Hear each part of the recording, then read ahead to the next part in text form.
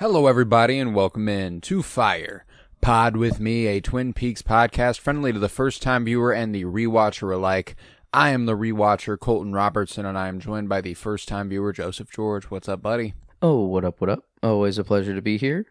Oh, and it's always a pleasure to have you. For those who have never joined us before, let me catch you up a little bit.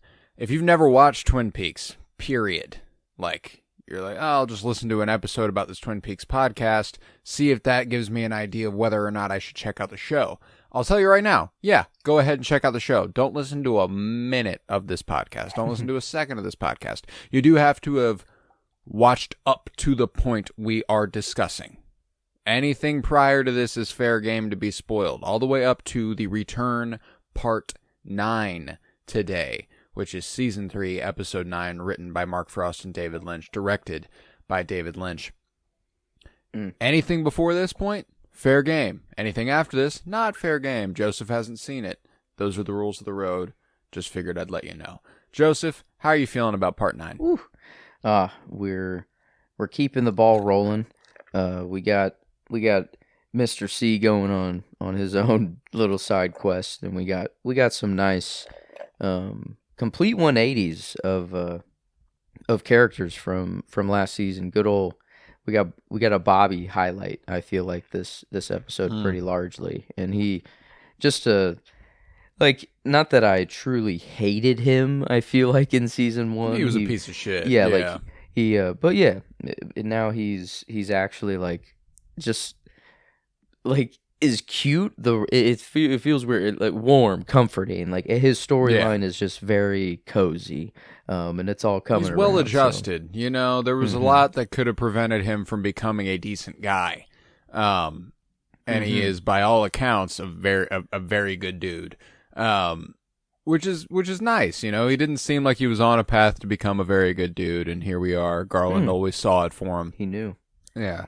He saw everything, I guess. I really like me some Bobby Briggs, man. I love Dana Ashbrook. He's just grown a lot as an actor. We've already pointed that out throughout the return. Incredible character. I think that the leaps and bounds that this kid has made into being a man is really, really profound. And that's one of the things that I love the show making the case for, is the capability of change and the way different ages make those changes more meaningful, you know? Bobby growing up into this man from a young, he was a kid. That leap and bound is more meaningful to me than Ben, who was a fully grown piece of shit at what Bobby's age is here, if not older, into a guy who doesn't deserve and rightfully doesn't feel like he deserves good things. You know what I'm saying? Yeah, you were a groomer and a rapist. You know, you know what? You don't deserve nice things. You don't deserve Ashley Judd, and you're right for feeling like you don't deserve Ashley Judd. I guess Bobby did kill a guy. You know, he was caught up in the coke business. He did shoot a dude. He was caught up in the coke. The guy was going to shoot him, though. That's true. That's fair. Yeah. You know, that's why I like. Don't get me wrong. Bobby wasn't the best guy, but he was also a dumb kid. You know. Bobby did some pretty stupid fucking shit, but that's just the thing, is that you can call it stupid. You know, you can go, Jesus Christ, you're a fucking idiot. Get it together. Versus Ben, where it was like, you're fucking evil, dude. Damn. Oh my God. So I think it's cool that we do see an episode that kind of does highlight both of them in an interesting capacity. Obviously, Ben doesn't get as much as Bobby, but he does have that moment where he's like, for some reason, I can't do this. And you're like, good, you shouldn't. You don't deserve nice things. Yeah, if you're ready, we can go ahead and jump on in to a scene-by-scene breakdown for Part 9 with the subtitle, This is the Chair, which is later on said by Betty Briggs. I love these subtitles, but yeah. I do too. Cooper's doppelganger walks down a road and takes a bandana from a post. He's heading over to Hutch and Chantal's house, and we'll get there here before long. Well, not their house, but a house that they are holding up in. We see Agent Preston pass along a call from Colonel Davis to Gordon Cole on their jet, telling him of the discovery of Garland Briggs's body in Buckhorn, South Dakota. I don't appreciate your language, Colonel. Oh, a place. Buckhorn. Yes. Yeah, good old West South Dakota while we're over East South Dakota right now. Yeah. There's freaking Diane and Albert sleeping, and you try to keep your voice down, please. And you instantly just, hello! You just, straight to it with the man. And Lynch is an underrated one for performance this week, too. I mean, he's, obviously there are some bigger swings from other actors in this one. But there's a moment later on whenever they step outside to smoke that is genuinely one of the funniest performances I've ever seen from anybody.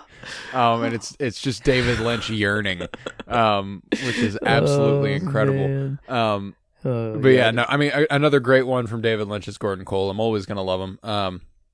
But yeah, they got to go to Buckhorn, South Dakota. But we'll cut back to where the doppelganger arrives, where Hutch and Chantal wait for him.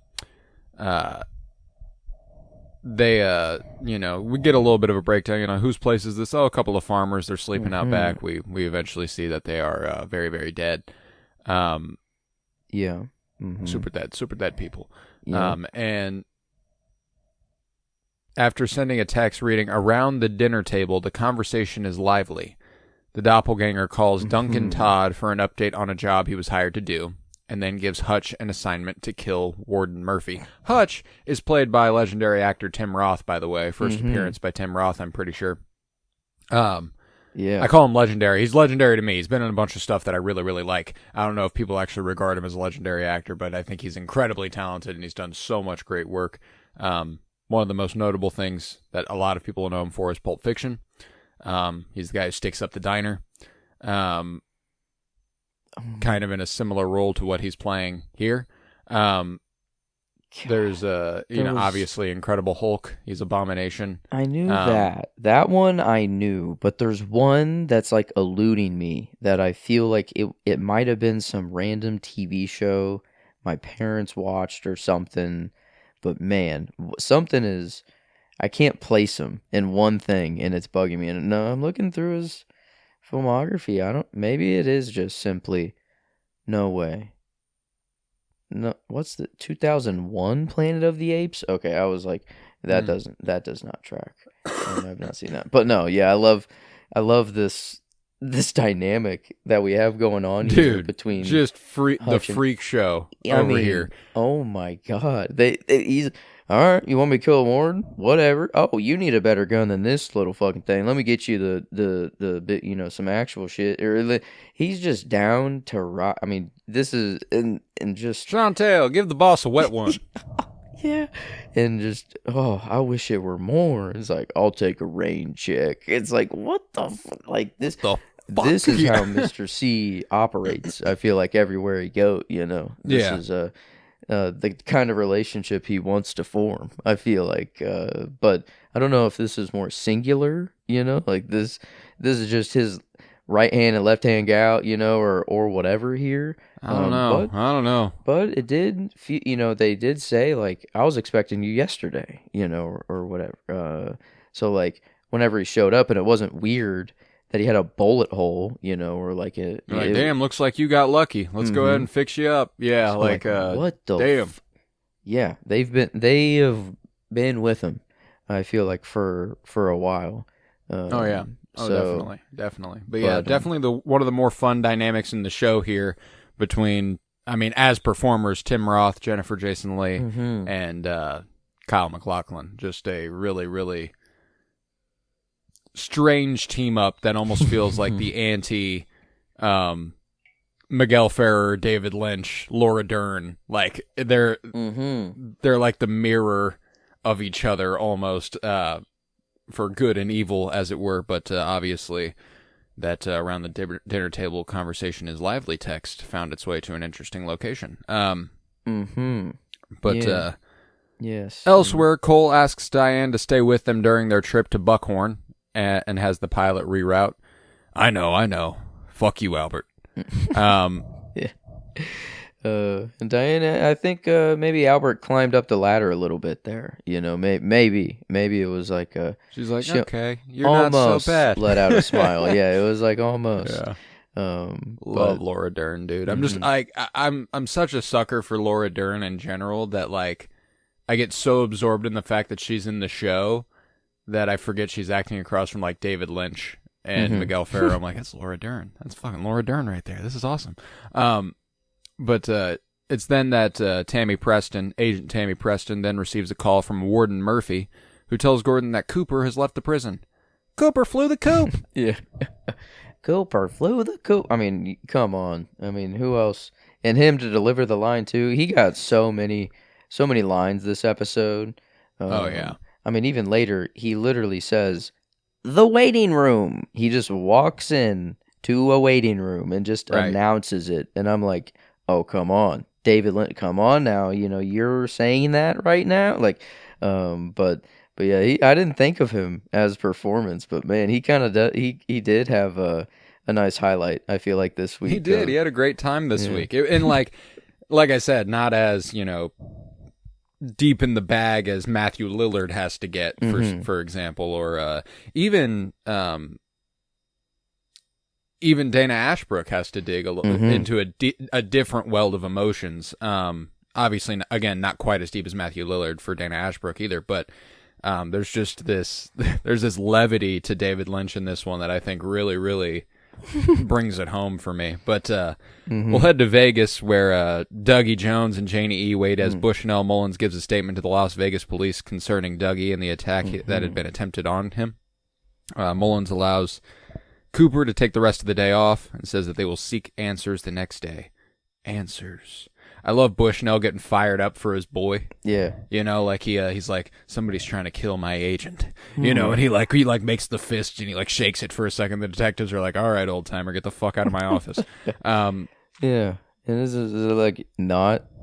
Does it not? Do you think the coworker Anthony Sinclair? Maybe I think it is like they're finding out about like his insurance fraud, and like I wonder if Bushnell is like he thinks it's Anthony Sinclair right now, but doesn't want to reveal to the police that maybe there's a bunch of insurance fraud happening at his company. Like at his company, yeah. So, or if he isn't even thinking that it could be Anthony Sinclair, like maybe like he doesn't relate. Oh, clearly he's ready to carry out his own investigation, which does indicate to me that he does have some idea that it probably is related to all of that. Funny. Somebody blows up his car, and somebody tries to kill him. And he's like, fucking A, somebody's trying to get my boy. Who wasn't really my boy until a couple days ago. But the police then note, the detective Fusco, the police note that they have absolutely no information about Dougie Jones prior to the year 1997. Yeah. No birth certificate, nothing. Leading them to suppose probably witness protection. Obviously. And, because it's not that he's a assumption. Manufactured being, I guess. Yeah, and but to place it in 97. It'd be so funny. That's that'd be 20 years ago or thereabouts. Yeah. Okay. So, but after the season finale of season 2, so I wouldn't have seen. Which is important about Dougie Jones, because Dougie Jones isn't the doppelganger or original Coop. You know what I'm saying? Like he was made, he was manufactured. That's why it's like, okay, if it took the doppelganger that long to come up with this idea, that's a fun. I mean, obviously, it would have taken him some time to develop that plan, but about 5 years ish is my guess. Put all this into place in 5 years, like birth. Is that just the 9-month equivalent of a Black Lodge bean? Is 5 years. This is how long it takes to cook. But it feels like it was more getting the people he wanted and the places he wanted to watch over Dougie, or like to get every single. Well, and there's no reason to believe he was born in, like, the doppelganger was born into this situation with divine inspiration as to what to do with Dougie Jones. There's a chance that the plan wasn't developed until 1996, and then 1997 rolled around, and that's when Dougie Jones was, created. But the 25-year gap is definitely one of the more interesting spells of Twin Peaks that you don't really ever get a true feel for what happened, not in the show. They dive into that a little bit more in something called The Final Dossier. And, the secret history of Twin Peaks and The Final Dossier, they cover a little bit of ground there as far as filling that gap. The books by Mark Frost, which are actually from the perspective of Agent Tammy Preston, like investigating it. Like she's looking into old files and case files and she's basically writing up the dossiers about it, which is a cool way to frame it. And very, very entertaining books. They do kind of, Mark Frost was like already writing the secret history of Twin Peaks as The Return was getting developed, and you can tell there's not like a ton of cohesion there. There's enough to where like they're not outright going, that didn't happen, but there's like back and forth on like what year some stuff happens and how old certain people are at certain times and all that sort of stuff. So whenever it comes to like canon, quote unquote, in Twin Peaks, that's about as hard to define as anything ever has been. Yeah, it feels like because less it's already concerned. so mythical anyway, Yeah, and it feels so like definitely once we finish this, you should read The Secret History of Twin Peaks and The Final Dossier, because they are, they're really good reads, or really good listens too. I listen to the audiobooks and they're entertaining as fuck. Books I can get behind. That's pretty easy if it's Peaks related. Maybe that's what finally gets me back into some bonus. into reading. Maybe we get some bonus episodes down towards the end of the show here. Might not be a bad idea. But regardless, we'll dive back in here where one of the detectives, Fusco, brings Cooper a second cup of coffee and takes his first cup to be analyzed for identifiers, DNA, and prints. Cooper and Janie E. remain seated, the former observing the American flag in the lobby as a woman with, as Al Pacino would put it, a great ass, walks by with red shoes on. He then focuses on an electrical outlet. What the fuck? This red shoes obviously hearkening back a little bit to in-universe Audrey, in my opinion. It's got to be what he's kind of thinking. Like, that's got to be the dots that are trying to connect in his brain. Okay. But obviously beyond that, the red shoes and the ties to Wizard of Oz that David Lynch likes to put into everything. I even thought it might have been like the FBI little secret encoding messages they do, like that one. That one red dress girl that did that dance or blew the in the airport, and it's my brother's sister's cousin's girl. and then the outlet, just the flag to that. It felt like it was not a message, I don't know, but almost. It felt like it was like the flag connected him back to the FBI, and then like this lady walked out, and then he looked at an outlet, which he did pop out of one. He did pop out of one. So I got to be some associations there with the outlet. I'd love to know what's going on in Dougie's mind, to actually. It's actually just the Curb Your Enthusiasm theme at all times in his head. It's just going da da da da da da da da da da. That's all that's going on inside his brain. Man, and just good on Janie E. To like be able, like, I guess she's holding it down, bruh. We get the, like, Bushnell says that he was in a car accident, and that's what caused him to be a little weird, or like he goes through episodes, and that's I wonder if that's just like I mean, yeah, because 97, has he been in Vegas since 97? Is like, Dougie's life is very interesting to how he got to where he is. Yeah. Now, it sounds like there was about a 10-year gap in Dougie's existence before he started working at Bushnell Mullins. Just about. Because I'm pretty sure Bushnell Mullins says that they've worked together for 9 years. Oh, okay, yeah. Am I making that up? I mean, or does that sound familiar? I don't know if I remember the number, but he does say, like, yeah, he's been working for me for blah, blah, blah. Yeah, for so-and-so.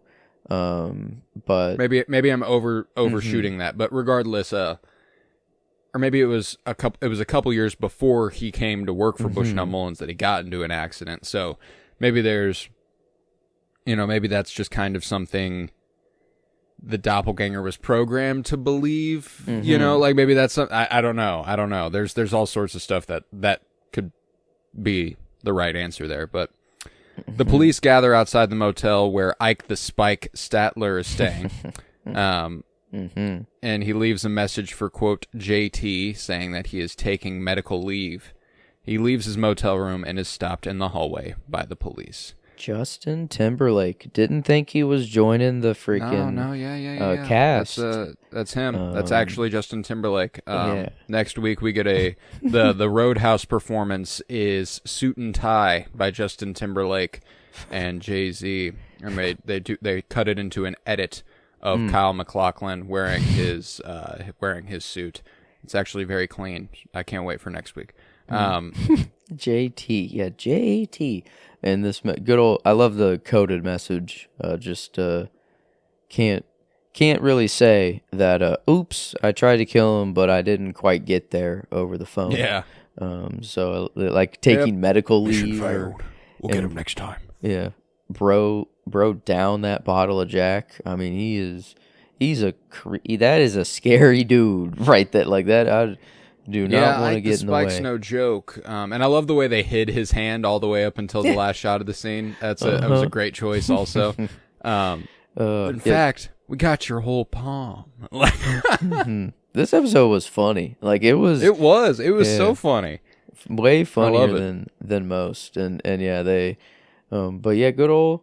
It seems that like Anthony Sinclair and Ike the Spike and all of these other things, they're going to be like I think they're already bad. They've done actual crime, but it feels like they're being set up to cover for Mr. C, or like right. Like they don't even realize what they're a part of. Yes, sort of. And is like, oh, we'll throw a serial killer your way. We'll give you that. We'll give you an insurance fraud, something, and I don't even know if the insurance fraud is connected really here, because but maybe with the white orbs and him somehow delivering the fraud message itself, like what the insurance fraud is going toward, important, or is it just the fact that insurance fraud is being committed by this guy that's important? I don't know.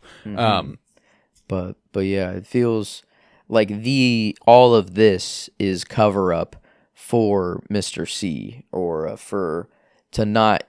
Like, the trail will end at Ike the Spike, and they won't think to look further, it feels like. But I don't know, and maybe they'll actually be like, well, Ike the Spike has to be working for someone who is actually sending these messages, who's trying to kill him. But at least that's where I kind of feel like all of this investigation and stuff is leading, because I mean the police think nothing before 97. It has to be witness protection. Like, I feel like they'll never even come close to being like that. This is a manufactured being from the Black Lodge, Well, and also like it's been proven time and again that like within the show that until authorities are like given given before their eyes a reason to believe in stuff like that, they don't. Yeah.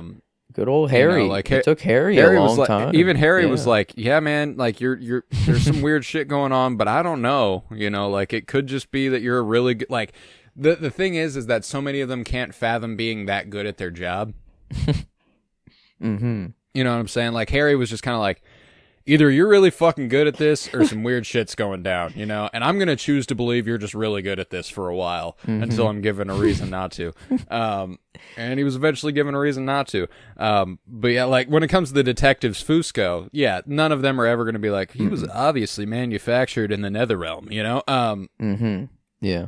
But love the Three Stooges though. I mean, they're incredible. Like incredible. The tail light, the like middle brothers laugh. Yes, he's like he just gets the others to laugh too. That actor, he was actually, when he was asked about this, he actually auditioned for a different role.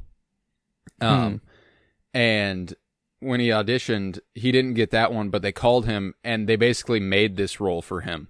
He was like, I must have laughed or something in my audition, and they really liked it, and that became my whole character. And he was like, it actually changed the entire trajectory of my career. I used to be typecast as, you know, the hard enforcer, like a bit like kind of a big tough guy, and now I'm kind of typecast as the big softy, and I kind of appreciate that, you know, like it's cool to see the way that little things like this can change careers, as it were. But we'll head to the Twin Peaks Sheriff's Department, where Andy and Lucy shop for furniture online, arguing over which color chair to get. I love the way they walk back and forth. Lucy wants the beige model, Andy wants the red one, until Andy's like, you know what, Lucy, you're right, we'll get the beige one. And she's like, okay, you're a sweetheart, I'll get the red one. I love them. I love them. And frankly, it's adorable that all Lucy wanted was for Andy to tell her that it's okay, she's right, we can do what you want. Because she's like, okay, I like the red one. That's fine. Yeah, this cute couple I mean, yeah, I love the moment, but man, there's still, you know, this isn't normal, you know. They're it's too Lynchian, you know, or they're affected by something. Like the way that they just repeat the same lines. So like Lucy just gets up and walks. So like it's not. I don't know.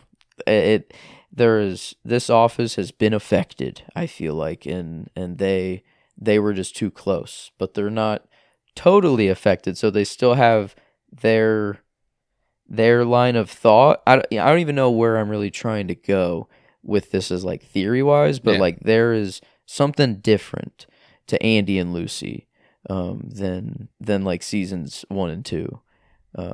And I definitely agree with that assessment. And I don't know. I guess that whenever it comes to the differences in the way characters are written in this show, because I do think there's a lot of reason to believe that Mr. C's presence in this world does affect, you know, like this rotting that's even exemplified at the end of this episode at the Roadhouse, where it's just kind of like, we're just randomly with these two characters we've never met before, and what the frick? One of them's got a terrible rash and rotting teeth, and can't hold down a job because, I don't know, maybe I was high or something. I don't know. I don't remember. And then that's just that, you know, and then we move on. When it comes to Andy and Lucy and Hawk and kind of the way the sheriffs, I kind of view a lot of these interactions as what David Lynch always kind of wanted the show to be, but network television wouldn't allow for. You know what I'm saying? Like, these are just interactions that don't make the cut in a 40-minute episode, in a 45-minute episode on ABC. Yeah. So I guess that's kind of the way that I view not the tone of the interactions, but the literal content of the interactions. You know what I'm saying? Like, okay. This is just part of an episode that would not have been in the original Twin Peaks. Yeah, and I guess I think the reason maybe I take so much thought into this, or I'm not just brushing it off, is because of how normal like the new Sheriff Truman is, and like even Chad and all like the reception lady, like all the people that weren't in there before, they just talk like normal. I don't know, like normal conversation. But then Lucy and Andy, they have this very slow, very Lynchian conversation. And even Hawk, like Hawk is it's not about the bunny, or or like, but he's Right. less affected, it feels like, a little bit, but then everyone else that is new is so more normal, it feels like. So I feel like that there is just some difference trying to be shown there, and the only thing I can think of is that they were so connected or close to Coop, but they're still good people, so that they don't become this, the rashy or very rotted and everything. They're like, they still have that goodness to them, but Gotcha. it still takes over a little bit, is what it feels like. All right. We're going to head to the Horn household, where, left unattended, Johnny, making his first appearance in The Return, runs around his home, chased by his mother until running directly into a wall. Is bro dead? Is like No, he's not. I'll spoil that. Johnny's not dead. I mean, it didn't look. They didn't good. just kill Johnny in a random cutaway. Thank God. I mean, I really kind of thought so. I mean, because it looked like it. It looks fucking bad. He's not dead though. Running. I mean, that dude was booking it. Booking it. He was booking it. There's no doubt about it. But yeah, he slams his head into the wall, is bleeding from his face. And then we just leave him for the rest of the episode. No more Johnny. But what is? Oh my God, Johnny can't decide. I don't know why a tick tick boom. Tick tick boom. Yeah. Just Johnny can't decide. Boom, and then just ran right into the wall. I don't know, but wow, yeah, that was a very strange cutaway. And yeah, is that the same? Like, the mom barely pops up in the show. Like, Johnny and the mother are never in the show. It's definitely the same actor for Johnny. I'm pretty sure it's the same actor for Sylvia. Sylvia. Wow, I didn't. Okay. So I would not have remembered that. Mrs. Horn is, I guess, the furthest I could have gotten. It's the same actress, Jan Darcy. Okay. Wow. So yeah, she's back. The same actor for Johnny is back. Okay, but still very, very slight screen time. Oh wait, no, I'm wrong. That is not the same actor for Johnny. What? It looks just like him. What the fuck? Wow, great casting. They knew what they were doing. That's wild. He looks like an older version of the Johnny that appears in season 2. That's wild. Okay, cool. And I always wonder if, like, we just know that that's the character and they age, but we have no idea how they age, so we just immediately think, yeah, that's the older version of that person. It's uncanny. It's a weird, and obviously we don't get a great look at Johnny's face here, but the face that's laying on the ground, nice and bloodied, does look very similar to the Johnny that appears in season 2. Because the one that's in the pilot is a different actor. I can't remember. I know that one is different than the rest of them. But yeah. Regardless, okay. Bobby visits his mother with Frank and Hawk to discuss her husband's activities concerning Cooper before his death. She tells him, knew this was coming. Didn't know when, but I knew it would happen. He said that one day Bobby would come with Deputy Hawk and Sheriff Truman, although I didn't know it would be this Truman. And that you'd ask about Agent Cooper. And she goes, all right, this is the chair. Watch right here. She opens the secret compartment on the chair and gives them this rod that was hidden inside of it. And she tells Bobby, this is the moment for me. Like, this is my favorite scene of the episode. Whenever she's like, your father, he always saw this life for you. I don't know how, I don't know what he saw, but when he told me this, it did not seem possible that this would be where we would be. And I'm so, I'm just so proud of the man you've become. And like the tears welling in his eyes and stuff, like, damn, I love this shit. It's got to be Bobby for the episode, for the character anyway. And maybe even performance for me. Yeah, he definitely, it's like, I feel like even Dana Ashbrook, like, he is acting, obviously to feel emotion during this, but I feel like there has to be something of, like, this was 25 years ago and they did film all of this such a long time ago, and like it was his dad, and like he isn't around now. Like I feel like there is some real emotion that he has there too. Especially when he was a young guy whenever he was in the show the first time around. Yeah, I'm 100% with you. And it's clear. Like you can kind of like just hit.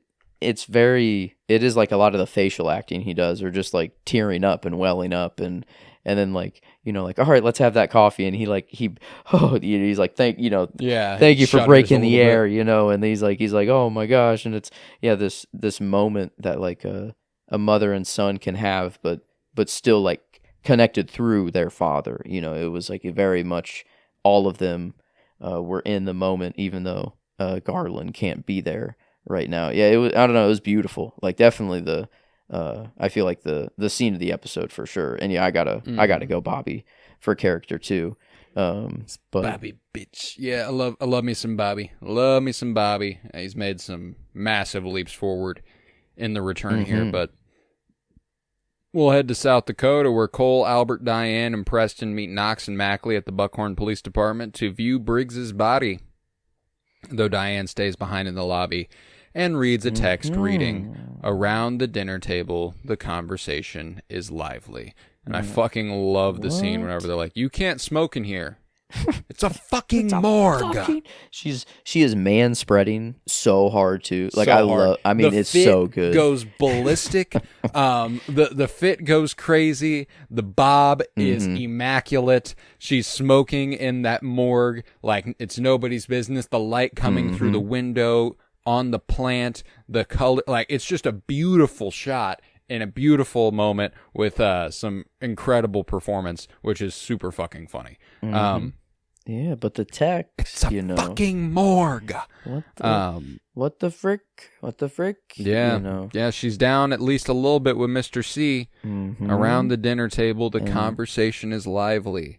And and earlier we saw that her phone was blocked while she was in the plane. So like it feels like she's expecting this, like or is it? Oh yeah. Like it feels very much so like, oh man, why haven't you messaged me yet? Come on, like come on, and then waiting for an update, as it were. Around the dinner table, the conversation is lively. What the frick? What I don't know. It's code for something, but I can't get. I think at least right now, it's more of just like all right, next phase, move into the next phase of the plan, right? Or whatever. But yeah, I don't know what the heck he's planning at all. But maybe, yeah, I don't know, and I don't know how to read Diane now. And so and like there almost seems to be a reluctance to Diane now. Like this almost feels like she doesn't want to be doing what she's doing. I don't know, just reading this text, it almost feels like this stressed her out. Yeah. It's not like she was like, yes, it moves forward as planned, like it's not like a master evil plan that feels like it's coming to fruition or anything. Feels like this is one of those things she's like, fuck. Yeah. Yeah. It feels Mr. C definitely. I feel like in this 25-year gap, definitely abused the fact that like he could appear as Cooper and people would be instantly trust him and be like, "Oh, you're the Cooper I know," and then did some fuck shit. I feel like just use that to his full advantage, and yeah, that's a very scary thought. But I feel like with has Diane seemingly wrapped around his finger now, or are able to do something. Maybe she's right where she's supposed to be. I don't know. In the investigation, maybe to lead them off into the wrong trail, something. But she is just smoking in the morning. It's not like she's doing anything. It didn't seem like she did anything yet. But we've already seen that she did literally come face to face with Mr. C episodes ago. That's in the prison. Okay, yeah. Yeah, and I don't. I don't either. Diane's a really good actress, or she doesn't know who she's getting texts from.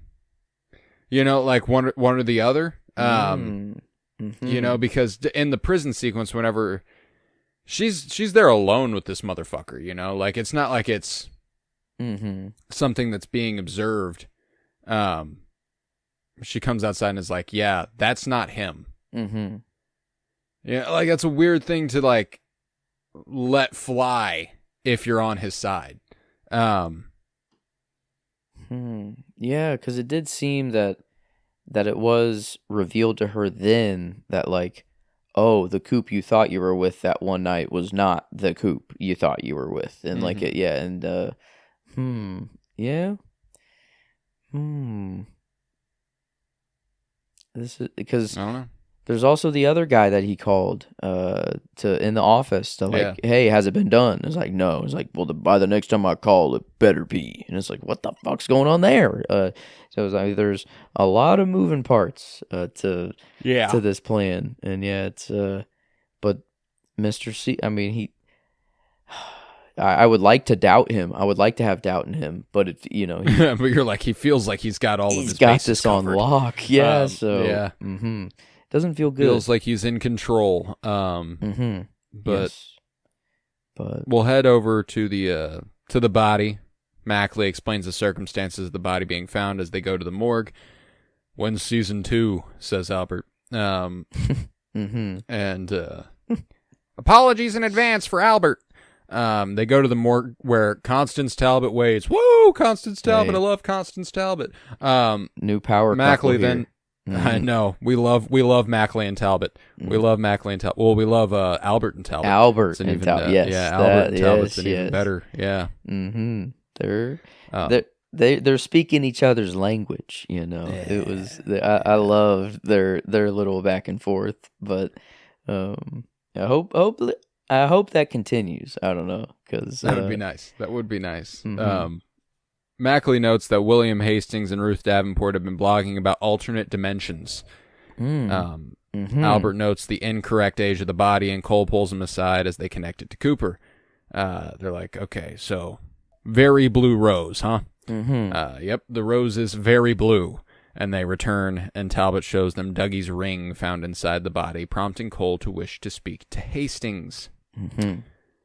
We then briefly cut to Jerry, still high, observing his foot, which he believes tells him, I am not your foot. He grabs it and falls to the ground. And maybe I can chalk this up to just being a crazy high experience for Jerry. But, you know, there is like a little, like whenever he does grab it and fight with it, it does make a noise, like another noise. Yeah, and like, that's it's hard to say. Is he having hallucinations, or is he experiencing something? You know, he's in the woods in Twin Peaks. Yup. There's, I don't know. I don't chalk this up to just being, and if it's weed, oh my lord! Like, what is he? What like that's insane. To get there, I feel like I've never been this zoot. Well, I guess it just seems Jerry's a veteran in the game. I don't feel like he can get this level of zooted, but off of just the Mary Jane alone. But yeah, no. So maybe that's why I'm like, there's something to. I think there's something to this actually. There's his foot might not be his foot, but what the hell does that mean? I don't know. Your foot. He like keeps looking back at it, and they like jump scare you with shots of his foot, which is so funny.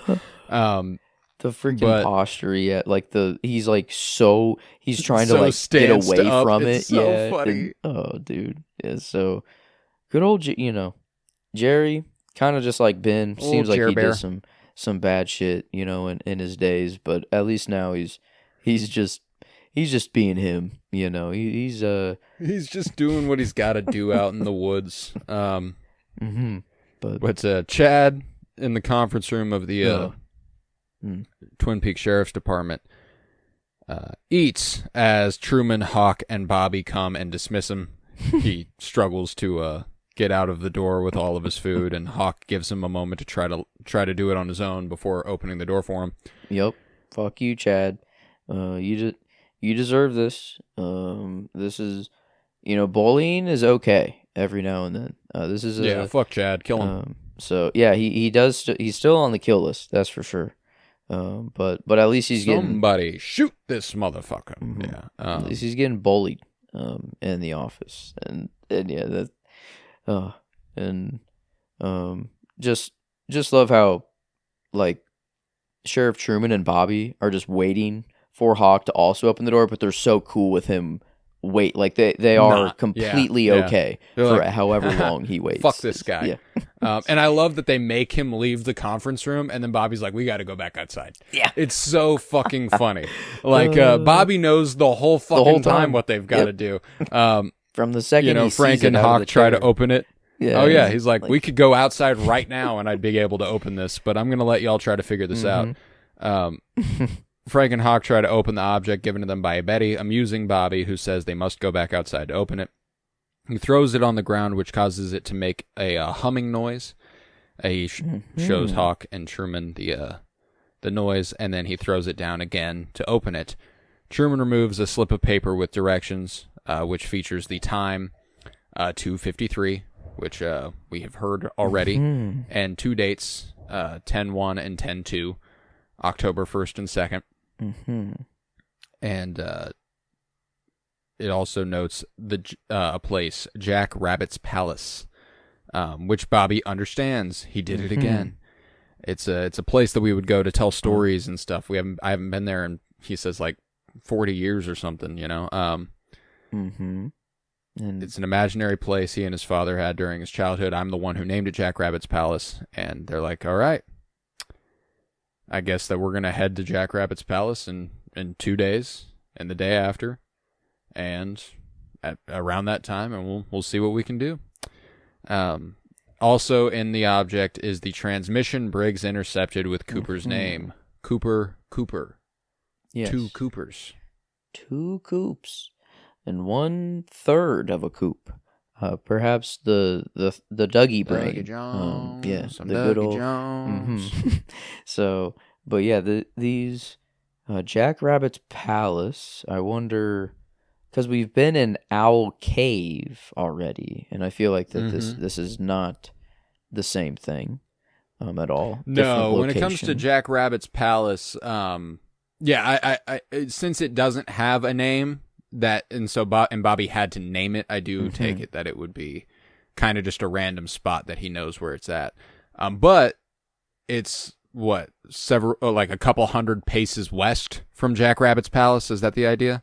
Yeah. So like it could be Owl Cave, I guess, if that's what's a couple hundred paces west from Jack Rabbit's Palace. Because the last time we went into a location could be into the Sycamores. Woods.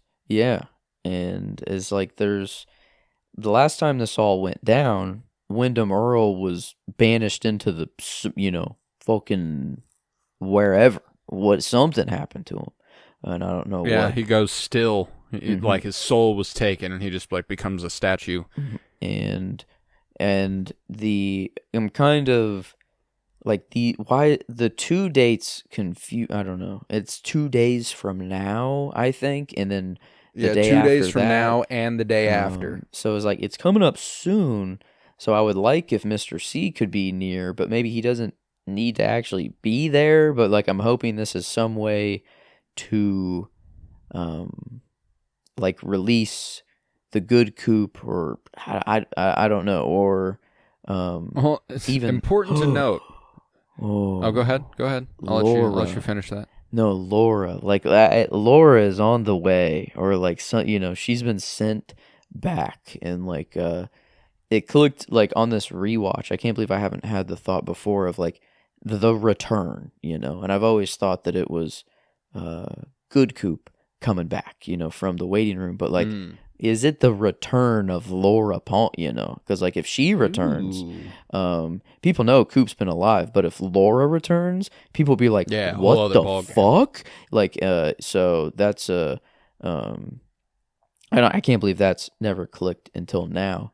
But yeah, like she she's on the way. Well, it goes back to that what happens in the first 2 episodes with Laura popping up and going, "I am dead, yet I live." Mm-hmm. You know, yes, I like where your head's at. I do. mm-hmm. Yeah, it's definitely, when it comes to where, like, the woods and Twin, like, we're building to the spot where everyone's on the same path now. Mm-hmm. You know, like, they're going to this spot. They're the FBI are gonna probably look into Dougie Jones and Janie E because of this ring. You know, like, and it's all got to go somewhere. And the fact that we feel like we're building to something so hard, but we've just finished part 9 of 18. We are halfway through this season. There's so much left to do, which is insane. But but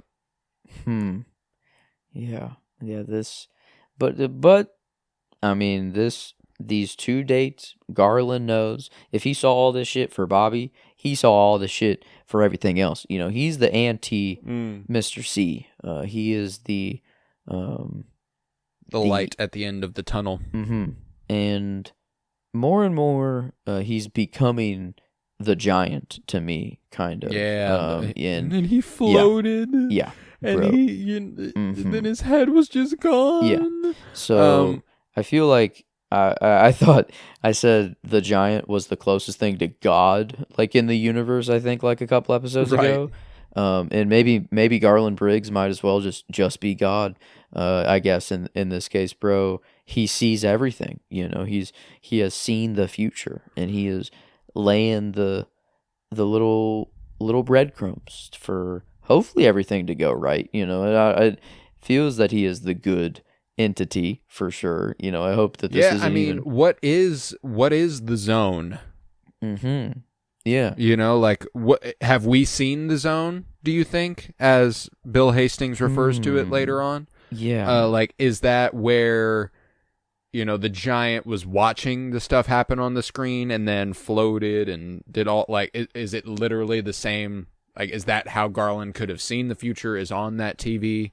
Yeah. That projection sort of thing, or them to go all the way up to the big old palace is that it feels... I don't know that you can just walk in there. Yeah. It feels more waiting room-esque that they were in, because you could, like, the theater screen is one thing, but then we saw Coop just, like, peer through, like, pull a screen back and look at Mr. C kind of driving down the road.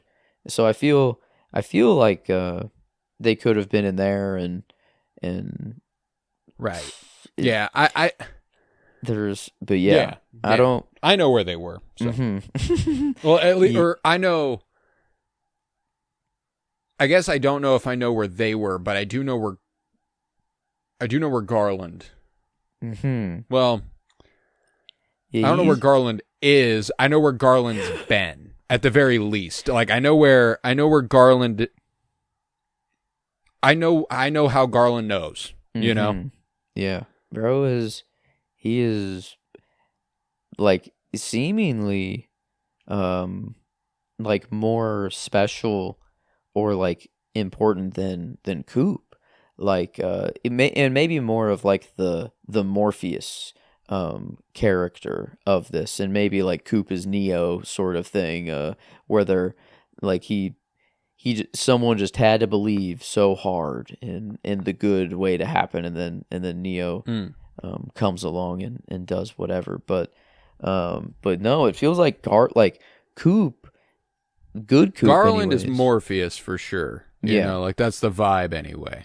Mm-hmm. He's actually pulling string, like he is doing things, and planting seeds, while Coop just kind of is experiencing the world around him and like still living, falling down the rabbit hole. Mm-hmm. Yeah. So this is like Coop or Garland. You know, I feel like him being the giant is pretty. It makes sense to me, at least right now.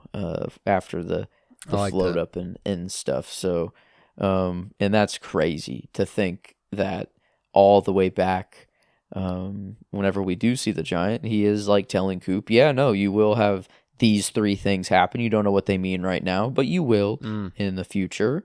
And when you do, you'll understand that I am, like you'll trust me more, or like you know you're on the right path. And like I feel we're seeing that for Bobby, but in a much more like length or stretched out span of time, where it was just his whole childhood. He was prepping him for whatever's about to go down. So, but yeah, you're right. Like it does seem like something massive is building in these next 2 days, but we have half of the show to get through still. So it's like, what does that mean? It feels like yeah. This is the good shit. Alas, Cole and Preston go outside to Diane as Albert is indisposed. They stand there for a while, Cole yearning for the cigarette that Diane is smoking. So long. Tammy standing there like the baddie that she is, just hand on her hip, serving face and everything else. And eventually, I love that Diane isn't going to give him it until he asks for it. Yep. Doesn't go, hey, do you want to drag? Hey, would you like this? No. She stares at him and is like, whenever you're ready, bud, we can make this happen as long as you ask. I'm not just going to give it to you. And then he eventually sticks his hand out, and Tammy, Cole, he's like, no. Yeah, it's okay. Yeah. Wow, or what did he say? Yeah, wow. Wow. Man. He's Yahtzee. just so happy. Like he looked up and down. Like the amount of times he went from cigarette to Diane's eyes to cigarette to Diane's eyes to like just back and forth, like, and just smiling the whole time. Like he's like, do I want to do it? I think I want to do it. Like you can just the wheels turning behind his head, and yeah, it was just, it felt like and then like him saying like, oh man, we used to smoke all the time back in the day. It's kind of like are they just reminiscent of their older, just working together? Yeah, and the behind the scenes here is that they actually just stepped outside for a smoke break, and David Lynch was like, we should film this. Huh. Okay. Yeah. He was like, this is a scene. This could be a scene in the show. Just keep doing what you were doing. Wow. Yeah. And then they just Albert filmed that basically, and Cole is the only one who's performing, which is funny. And Albert being indisposed, are they like they're at the? I don't know. Is it to be assumed that he's up? Oh, what's her name? Talbot, Constance. Is it to be assumed that he's indisposed with Constance right now? Is this already it's possible? It's are not they impossible. already moving? But the fact is also that he could be just doing his job. Which is analyzing the body to make sure it's Garland and all that good stuff. That's true. This whole scene reminded me of David Lynch's announcement that he has emphysema, or that he had emphysema, back in August of last year, because just the way he's looking at the cigarette is almost the way like Jack looks at Rose in the Titanic, like it's like, I need you, I want you. And this was his announcement. Ladies and gentlemen, I have emphysema from my many years of smoking. I have to say that I enjoyed smoking very much, and I do love tobacco, the smell of it, lighting cigarettes on fire, smoking them. But there is a price to pay for this enjoyment, and the price for me is emphysema. I have now quit smoking for over 2 years. Recently, I had many tests, and the good news is that I'm in excellent shape except for emphysema. I am filled with happiness, and I will never retire. I want you all to know that I really appreciate your concern. Love, David. So yeah, like even when he announced that he had emphysema, he was like, God, I fucking love smoking. Oh my God, a cigarette. Oh, I fucking love tobacco. I love the smell of it. I love smoking it. It's so great. He's like, but yeah, sometimes shit happens, man. Damn. And sadly, obviously, aside from the emphysema ended up being a pretty big deal. Damn. Yeah. But but yeah, I'm glad he included that though. Just a random aside for, and yeah, it was a solid like probably 2 minutes, maybe 3 minutes. I don't know. Like it does feel like It's you're a just big chunk of sitting the with them. episode. Yeah. Yeah, not a big chunk of the episode, but I mean, like it's a good 2 minutes at least, where they are just he's just looking at it. He wants it bad, but we'll go inside where Hastings cries in the interview room as Tammy Preston joins him to question him about his blog, where he claimed to have entered an alternate dimension and met someone that he refers to as the Major, who had been, quote, hibernating there, as he told them.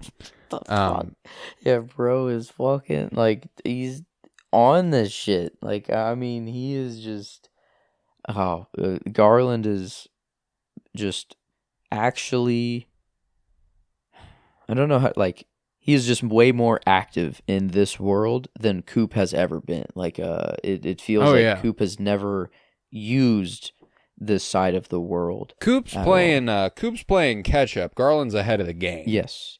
Yeah.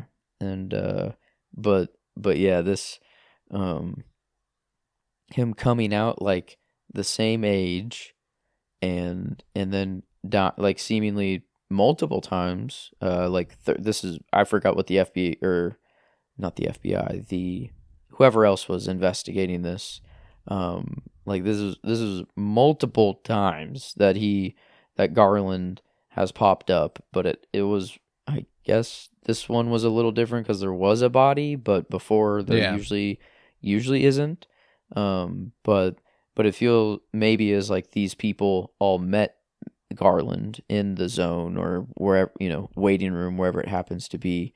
But this time, because of Dougie or because of something, maybe, I don't know if it's the statement that he was hibernating kind of implies that he had planned to come back. Mm-hmm. Yes. And obviously he doesn't get that chance when his head pops off. Mm-hmm. Yeah. So that I don't know if his body being here is actually a really bad thing or if it's still part of Briggs's plan. Like he knows that like he just needs a body to communicate through during this time. So like it's like expendable to him, maybe, is kind of like my hope, is that he even knew this body would die or something. And he can just create more. But yeah, it's maybe starting to feel that maybe something isn't going to plan, or like something went very wrong there. Like this, because the kid, like, to put his body like that with and who do we know? It was just the woman that William Hastings was having the affair with was the head there, right? Yeah. So yeah, it's like we were in love. That doesn't feel like Briggs is doing at all. No, so, I don't think this is something that Briggs anticipated was going to happen. The show picks up like at the very beginning with this being the first step in this side of the story, finding the body, which only died a day or two prior to us finding it. Mm-hmm. So, like, this had just happened at the beginning of the show. It's not like the body had been sitting there for a while. Mm-hmm. Yeah. The show starts with a scene between the giant and Coop, where the giant goes, "It is in our house now." Mm-hmm. Ah, yes. So, I don't think something went to plan. Something happened to Briggs, and that causes the giant to be like, "You're very far away, but I had to reach you. It is in our house now. Let's do something about it." A little bit, Yeah. And maybe what indicated to the giant that it is in our house now was Briggs's sudden demise, as it were. The spring of Mr. C's plan, I guess, or because springboard. And because I guess Mr. C, he knows he needs to keep Good Coop in there, I guess, is one of his goals. But it feels like Garland is one to even protect from more. Like he's he's more dangerous. It feels like than Coop. So yeah, but you can't.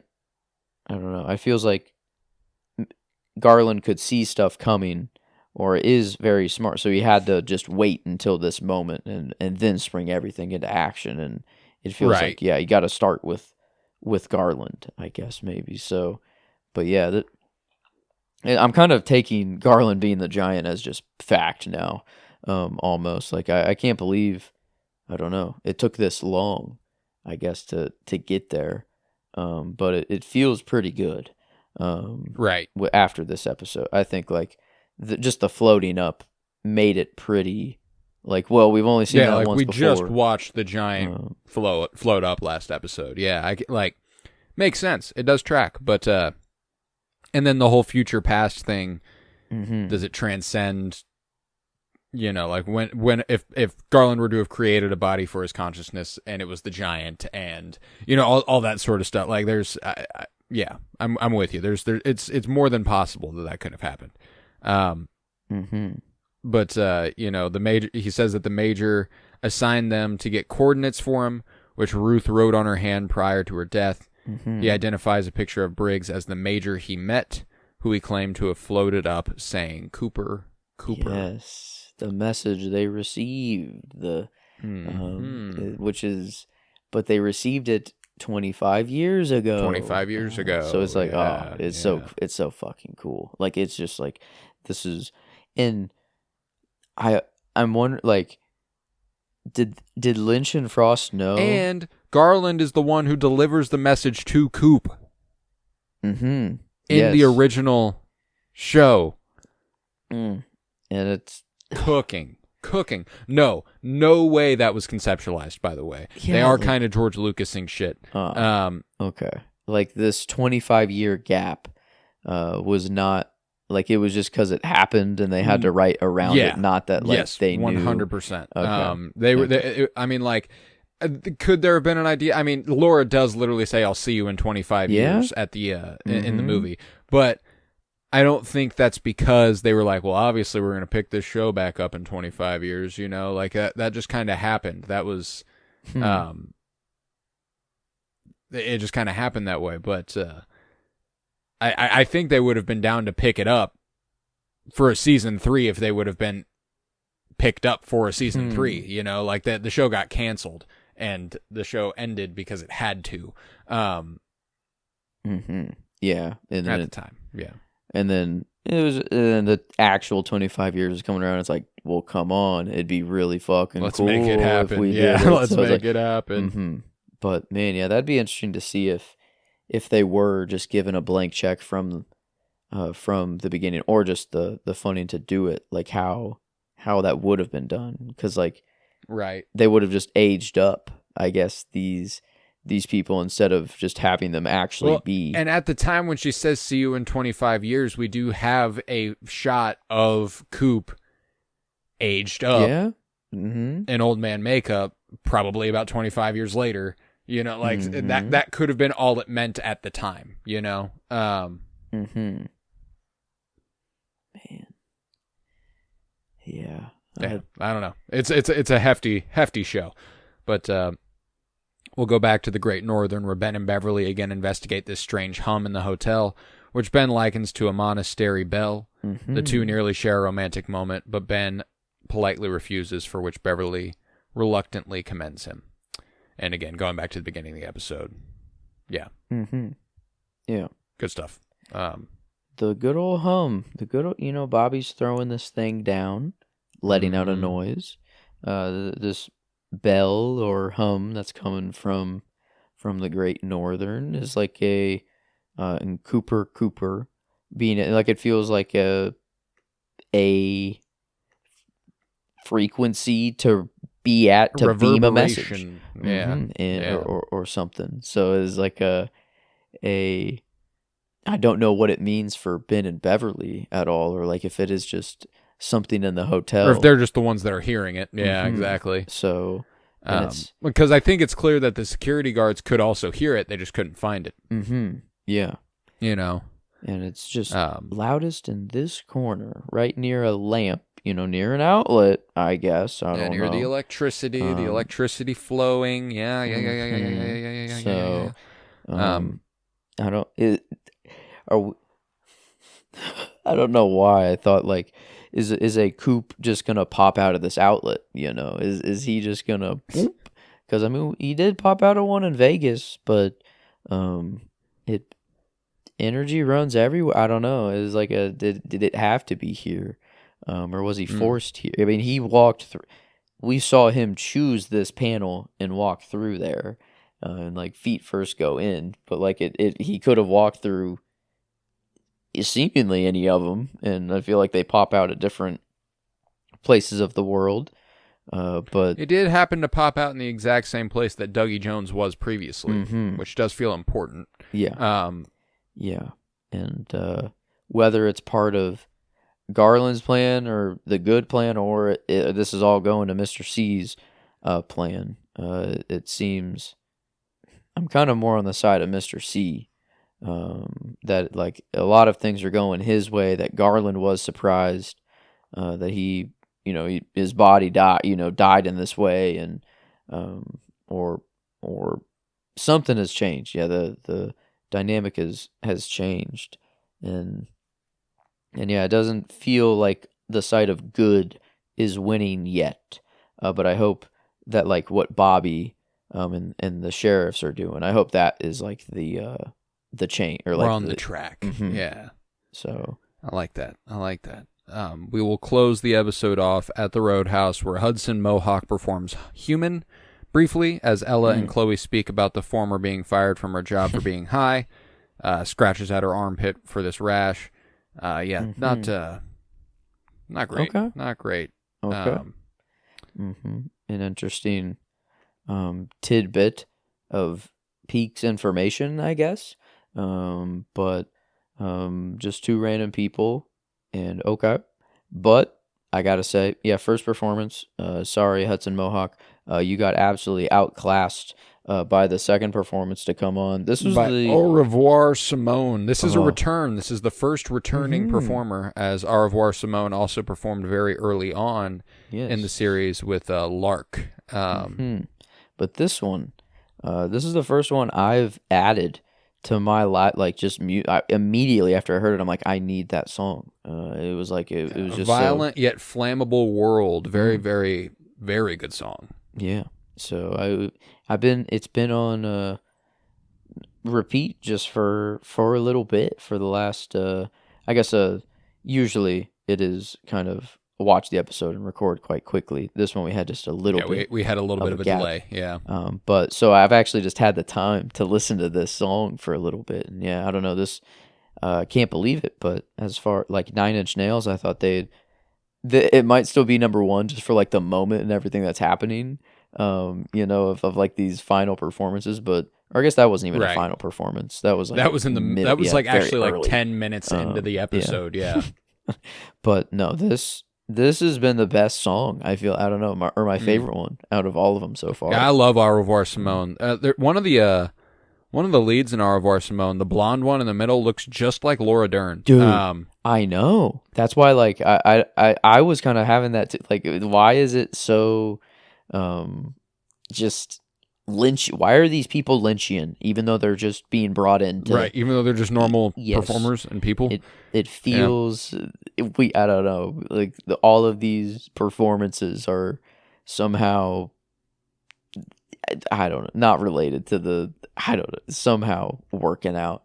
But no, yeah, this one I think is my top one of the season so far. So yeah, kind of thought episode 8 would be the highlight of the season, of what the heck. We took a different turn, but no, this one was great, like a great continuation. It was funny. Just Lynch had his highlight, Bobby had his highlight.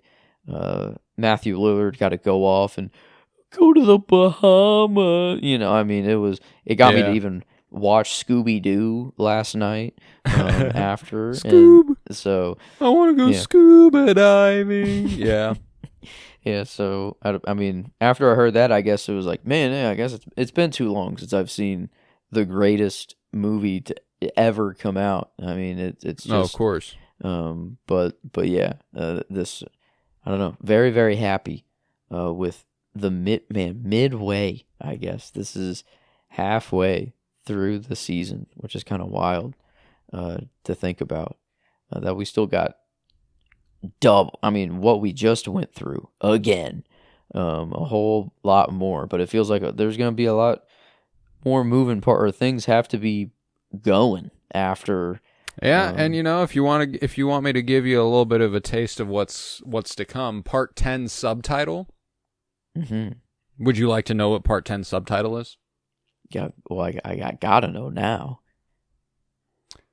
Laura is the one. Oh, the return. It could be happen. Oh, just how Bobby fucking just saw her picture and just started bawling when he sees actually Laura standing right in front. He's just gonna fucking like drop to his. Oh my god, it's gonna be beautiful. It's gonna just. Oh yeah, I need. Yep, I need the kill list is very much so there, but I need the return list. And that's Coop was at the top of that, I guess, because I didn't even think of Laura coming back. But no, Laura's at the top of the list. I need that return. I need the return to happen. Because I guess we already kind of have like good Coop. Like it is just, but people think it's Dougie. So like he is already there. It's just I need his brain to like wake up somehow, or like I don't know what has to happen to him. But no, Laura, she's still very trapped, or still very dead, I guess.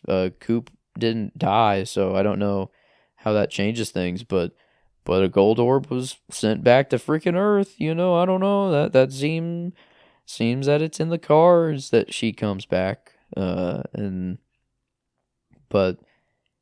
October 1st and 2nd feels like something's going down. Something going down on October 1st and 2nd. Yep. But yeah, that's the episode. And we will be back next week with the return Part 10. Very, very excited. Looking forward to it greatly. We're getting pretty close to the holidays. I'm trying to see what ends up being like our closest episode to like Christmas and stuff. Let's see. We'll have Part 12 the week before Christmas, or the days before Christmas, and Part 13 the days after Christmas. So that's that's fun. 12 and 13. And the back half of this show is just so loaded with so much stuff that I don't even remember particularly what happens in certain episodes. So I'm sure those are good. Yes, sure. They're all good, They're all good. Yes. Yeah, but yeah, so we got a lot to look forward to. I'm very excited. If you would leave a 5-star rating, review, and download wherever you might be listening, that would be lovely, and I would appreciate it. We also have a movie podcast called The Cinementalists. That's CINEMENTALISTS. Play on sentimentalists. Like, oh, I'm sentimental for cinema. Yeah, you get it. You see, you feel the vibes. They're contagious. Last week we covered Fantastic Mr. Fox on Thanksgiving. We did a live commentary of it. We did a fun little 5x5, 5 top 5s on Friday. It was a lot of fun. And this week we are kicking off the holiday season with It's a Wonderful Life, which is a David Lynch favorite, actually. He loved It's a Wonderful Life. So there's something to check out there. But got that to look forward to this Friday. On the Sentimentalists, let's see. We also have Geek With Me, which will soon be celebrating the Force Awakens 10-year anniversary. The movie turns a decade old. And we will be doing a live commentary for it as well on our Geek With Me podcast. That's a nerd shit podcast. All the Star Wars, fantasy, sci-fi, all that good stuff over on Geek With Me. But yeah, I think with that, we can conclude this episode of FirePod with me. We'll be back next week with Part 10 and the many weeks to come, all the way up through the finale of The Return. And who knows what else. So we shall see. But with that, I was Colton Robertson. I was joined by Joseph George. Thank you very much, homie. Oh, thank you for having me. It's always a pleasure to be here, homie. Oh, and it's always a pleasure to have you. And remember, Laura is the one.